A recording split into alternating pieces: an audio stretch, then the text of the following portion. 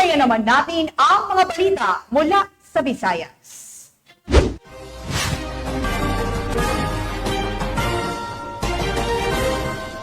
Mahigit 200,000 pisong halaga ng shabu ang nakumpiska mula sa 3 individual matapos magsagawa ng buy-bust operation ang PNP sa Liloan, Cebu. Yan ang tinutukan ni Patrolwoman Nikia Caniedo.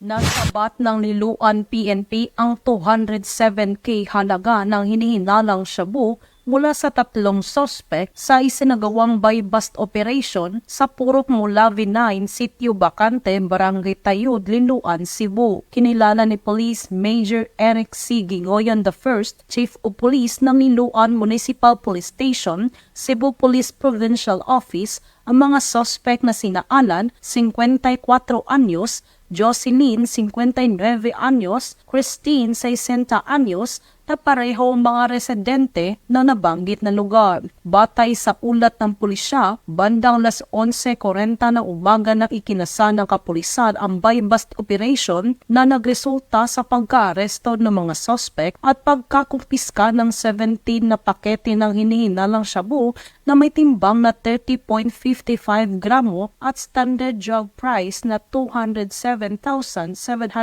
pesos at buy-bust money. Kasalukuyang nasa kustodiya ng Liloan Municipal Police Station ang mga sospek para sa dokumentasyon at tamang disposisyon na kung saan mahaharap ito sa kasong paglabag sa Republic Act 9165 o Comprehensive Dangerous Drugs Act of 2002. Isang pinagpala, mapayapa at maligayang araw sa lahat. Kami po ang mga pulis mula sa Liloan Municipal Police Station sa pangunguna ng aming Chief of Police na si Police Major Eric Abuslay Gingoyon at sa gabay ng aming hepe ng Pambansang Pulisyahan ng Pilipinas na si Police General Romel Francisco Marbil ay taos-pusong nagpapasalamat sa ating mga mamamayan at lokal na gobyerno sa walang sawang pagsuporta at pagtulong sa Pambansang Pulisyahan ng Pilipinas. Dahil sa inyong tiwala at kumpiyansa, ang aming layunin at pagnanais sa serbisyo ay patuloy na lumalagablab, tumatatag at tumalakas na siyang nagdudulot sa maganda at epektibong seguridad, pagbantay at pagpigil ng mga masasamang elemento sa lipunan. Makakaasa po kayong ipagpapatuloy at lalong paitingin namin ang mga operasyon upang tugisin o huliin ang mga most wanted criminals, nagpapalaganap ng iligal na droga, sugal at iba't ibang uri ng kriminalidad sa lipunan para sa kaayusan, kapayapaan at katahimikan ng komunidad. Patuloy sa isang malakas na ekonomiya, ligtas na lipunan at maayos na kapulisan para sa bagong Pilipinas.